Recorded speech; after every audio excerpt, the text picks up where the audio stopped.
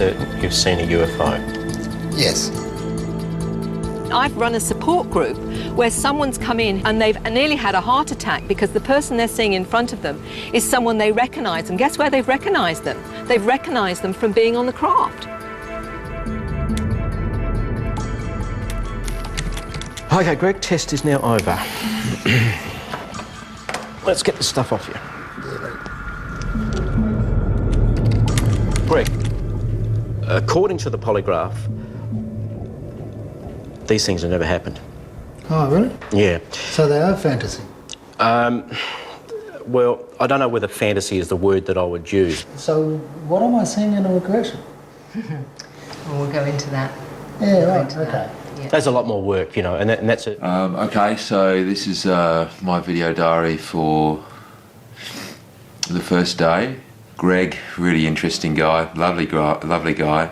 I think he's probably a little bit confused. I guess the problem with it was something which is measuring conscious kind of stuff or conscious memories, and his would seem to be, if there's anything at all there, that it's not conscious. I think the whole scientific side of testing whether they tell the truth is very difficult actually for this particular experience, because when you are in an altered state, in other words a trance-like state, it's almost like, you know, you're being drugged.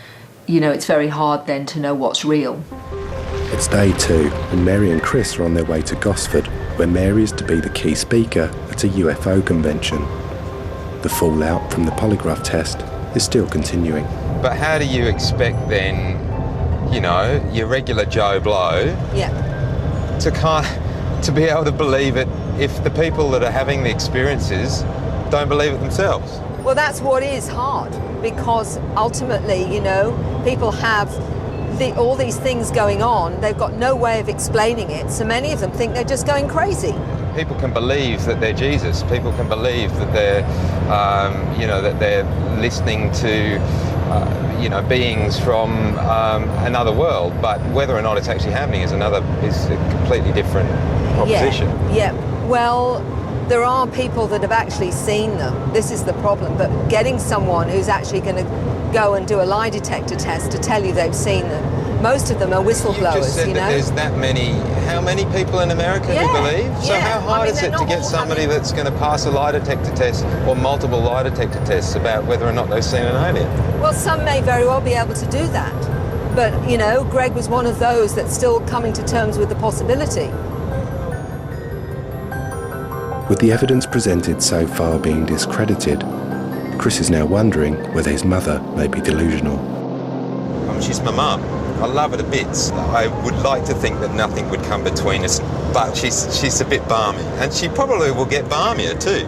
You know, I've told her I'm gonna pick her up at some point, and she's gonna be, you know, wandering around the streets. But you know, I mean, I said to your mum, you're 2 steps away now.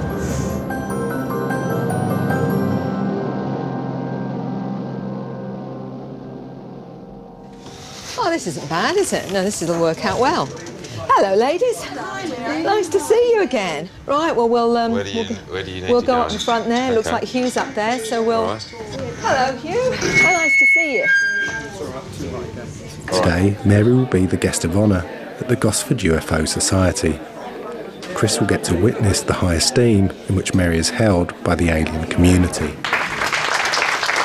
Well, good afternoon, everyone.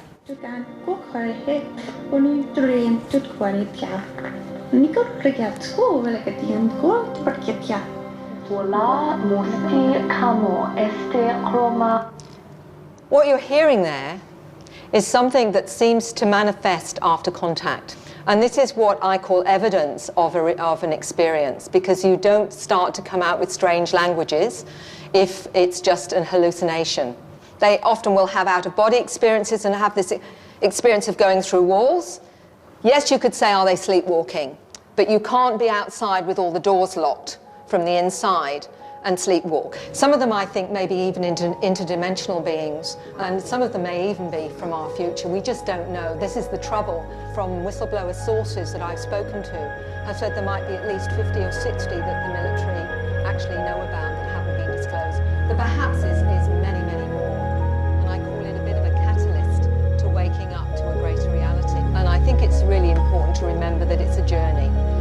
a journey of joining the dots, even if the dots encompass the universe. Only on 2 occasions have I struck people who feel they've been abducted. Yes. One was quite interesting, that he was abducted from about the age of 3 through to about the age of 14, when he then moved from England to Australia. And he said since then he's had no further contact. Now, how do they follow them through their life if they remain in an area where he moved such a dramatic distance? They seem to have lost contact. Is that normal or not? I don't think it matters where you are on the planet. If they've got your energetic imprint, if you like, they know where you are. It just may be that they've not needed to work with him at certain periods in his life. My question is that those languages that were spoken, those that spoke the language, do they know where they come from or who they are in relation to? Because I've recognised one of those You languages. recognised one of the languages, did you?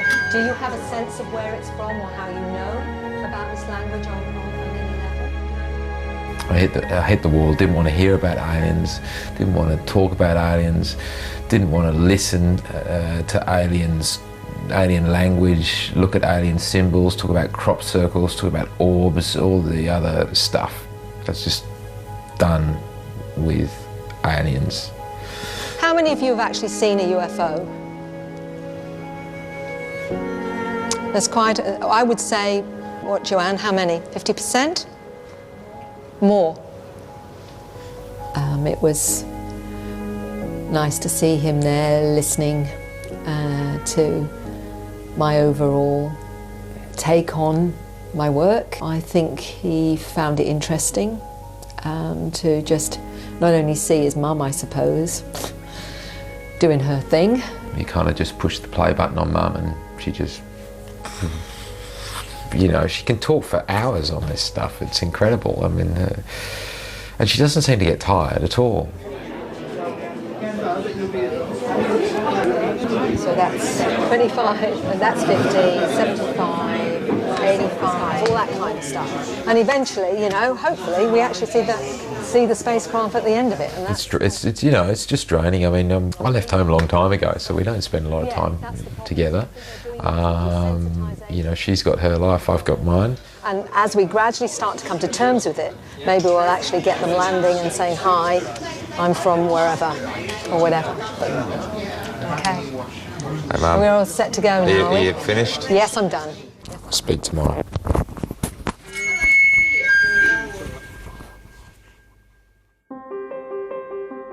It's day 3 and the Rodwells have travelled to Canberra. The stress on their relationship is starting to become evident. Just like a UFO. Look at that. Just needs an engine now, doesn't it? One of those anti-gravity things. What, you ready to go? Chris is only interested in conventional science and wants empirical evidence, and his mum knows it. With this in mind, Mary has arranged a no-holds-barred public debate with an eminent astrophysicist in the prestigious Shine Dome, owned by the Australian Academy of Science. There's my crazy old mother up there, you know, talking to people about aliens. So, no, look, I'm sure, look, it's going to be really interesting to see you go head-to-head with the men of science. Let's see what I can do tonight. Yeah.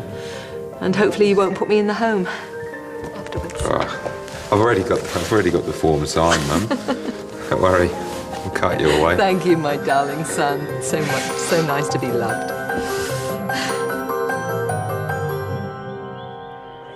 The topic for tonight's debate: should the public be told that we are being visited by aliens? And Mary is going to have her work cut out. Her opponent, Dr. Lineweaver, has been researching this topic for decades, and he's on home turf. Many in the audience are his students.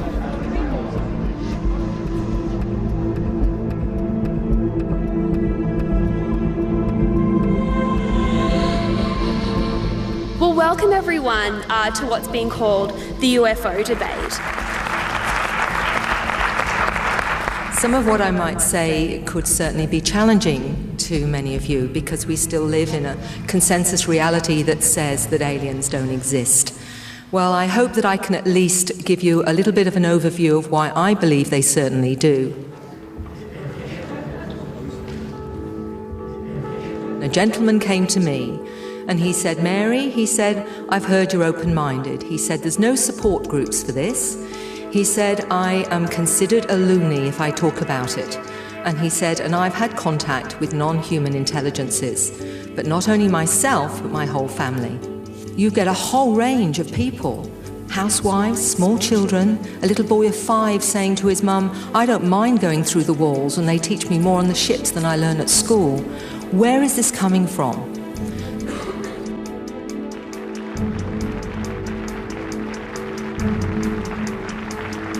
When you have somebody who says, a child, for example, says, I saw a boogeyman. I saw something that scared me. You don't say, the boogeyman is in there, because that'll scare the child out of their wits. And I don't think it's necessarily good to tell people who have seen aliens and been abducted to say, yes, you did see that. They do exist. When you have what I would consider very flimsy evidence to support that.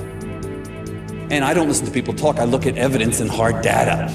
I hope, Mary, that when you can tell your clients to bring a digital camera next time, because for 50 years we have been seeing very blurry black and white images of UFOs and spacecraft and Photoshops, versions of them.